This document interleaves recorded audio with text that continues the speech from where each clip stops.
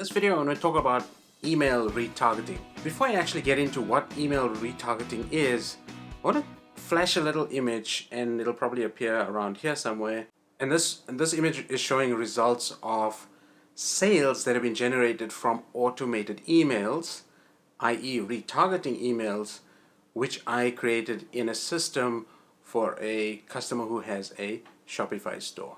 Put this into context, this has been sort of a 6-week period of time, I think, in terms of the stats, and it's an insane amount of revenue. Now, this was revenue generated just from this one automated system that we put in place for his business. He's never done that type of thing in the past, or if he did have this system in place, and I'm going to talk a little bit about the system now. So retargeting emails is emails that are coming into your email list. So if you've got a Shopify store, the same as this client, people are abandoning their cart. So, they're getting to the checkout page, they're getting to the billing information page, and they're filling in their details. They put in their email address, Shopify captures that, but they don't complete the checkout. And so, you have the ability through Shopify or through a different tool to actually send that person an email to say, hey, we noticed that you put something in your cart, you got to the checkout, but you didn't complete your purchase. And just lightly nudging them to say, hey, you've got this thing in your cart, you were interested in it already. You don't want the reasons as to why they abandoned the cart, but you want to give them a little bit of a reminder because it was something they're interested in. Amazon does it, Shopify themselves do it. There's lots of companies, e-commerce companies, or even normal other businesses that are doing it all the time, and that's going to increase your conversions. Now, close rates on abandoned carts, depending on the content, depends on the product, can be high, can be low, but having something in place is definitely something you want to do. A form of retargeting is, let's say you have a product on the page and you're running a promotion where you're offering free shipping, and in order for them to qualify for the free shipping, you show them a pop-up that says, hey, get free shipping when you enter your email address. So you're asking them to do something, to subscribe to a list, so that you can deliver them a coupon code, right? They opt into the email address, with their email address to the pop-up, and immediately an email goes out to them to say, hey, thank you so much for opting in to get and qualify for free shipping. Here's your coupon code. When you get to the checkout, use the coupon code and you get 10% off your whatever's in your cart. Now, if that's a deal that you want to build into your system, if you want to build into your company, perfect. That's one example. Most of the people, let's say 80%, 90% of people, when they open that email, even though they've done the work to put an email address in, they've gotten the coupon code in the inbox, they don't open the email.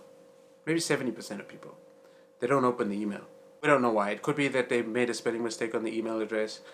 Maybe they're just not that keen on a discount. Maybe they buy anyway, and the offer is not good enough for the pop-up. There's 101 reasons as to why they would not open an email. So what matters is actually that the balance of people who don't open the email, or the people who don't actually convert. So let's say 30% of people open the email, and 5% of those people who open the email actually go use the coupon code and they buy something. Okay, so what happens to the rest of the people, the 95%, the 70% who didn't open the email, and the 95% of people who didn't buy when they opened the first email? They opted in for a discount. Maybe life happened when they got the first email. Maybe they didn't check their email.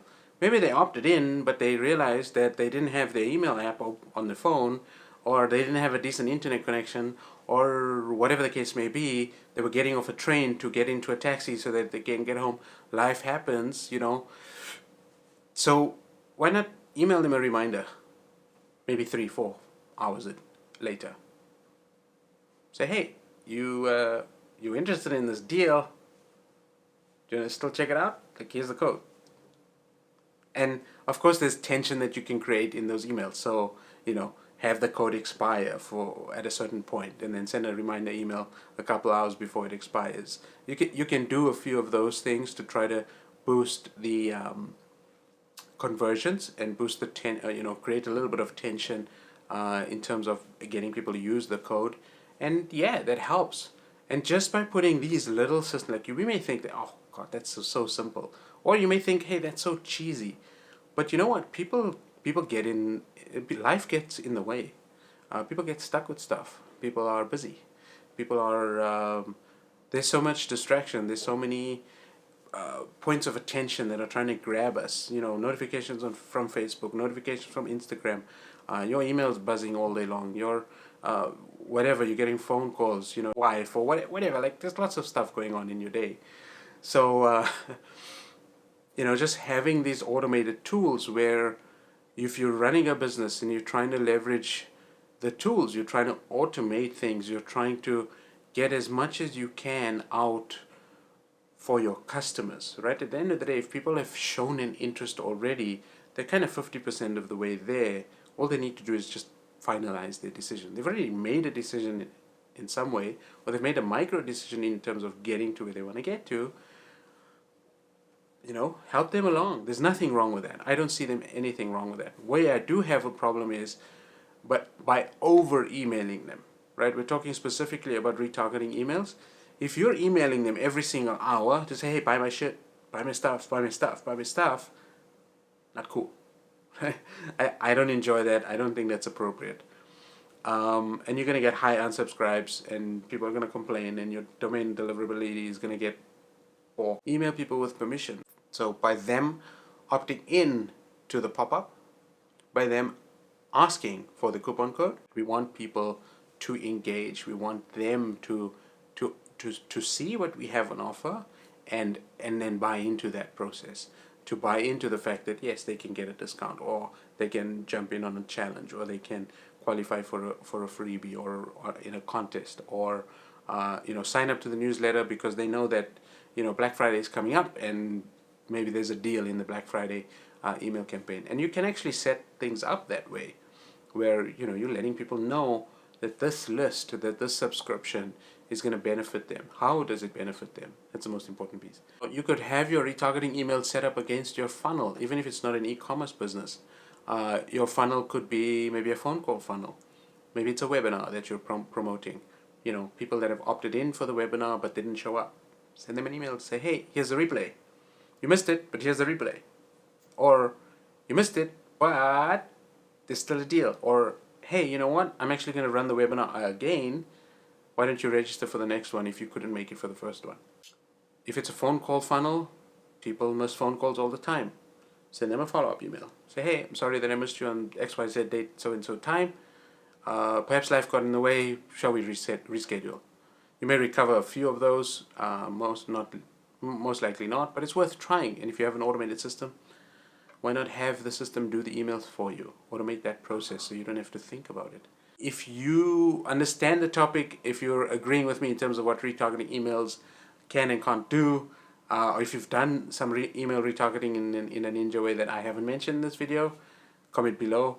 If you like this video, hit the like button. It gives me an indication that you're liking the content. If you subscribe, that means you're yay about the content and you want to see more. Thank you so much. I really appreciate you watching. My name is Burhan, and I'll see you on the next video.